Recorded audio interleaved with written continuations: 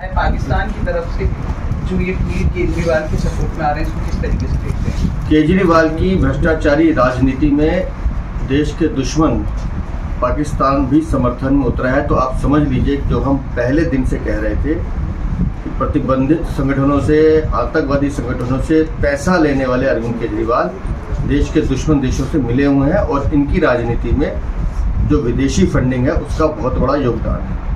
पाकिस्तान अगर केजरीवाल के समर्थन में बोल रहा है और वहाँ के चौधरी फफाद हुसैन पूर्व मंत्री ये बात कह रहे हैं और उनकी रिहाई पर भी उन्होंने 11 मई को एक ट्वीट किया था, तो सीधा सीधा जो हम बार बार इस बात को कहते रहे कि केजरीवाल की जो राजनीति है वो देश के दुश्मनों से मिली हुई है। और मैं तो एक सवाल पूछना चाहता हूँ, 5 चरण के चुनाव हिंदुस्तान में हो गए, इससे पहले तो किसी का बयान नहीं आया।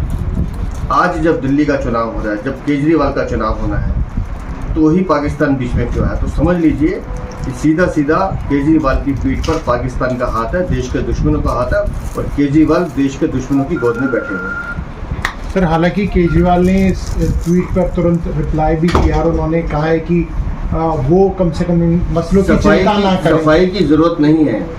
मैं ये पूछना चाहता हूँ कि पाकिस्तान ने पहले तो इशारा पाके समर्थन किया और जब गर्दन फंसने लगी चुनाव वाले दिन तो अब सफाई दे रहे हैं। दिल्ली की जनता से मैं अपील कर रहा हूँ, केजरीवाल आतंकवादी संगठनों से मिले हुए हैं, उनसे विदेशी चंदा लेते हैं अपनी पार्टी को चलाने के लिए, और पाकिस्तान जैसे जो देश के दुश्मन है वो वहाँ से अगर केजरीवाल की तारीफ कर रहे हैं तो आप समझ लीजिए कि इस देश के दुश्मन दिल्ली में कैसे बैठे हुए और इनका इलाज बहुत जरूरी है। सर, इसके पीछे आप कारण क्या मानते हैं? कारण आप बताइए ना जी। अगर पाकिस्तान का पूर्व मंत्री दिल्ली के मुख्यमंत्री जो अंतरिम जमानत में उनके समर्थन में आता है, तो इससे ज्यादा शर्मनाक क्या हो सकता है?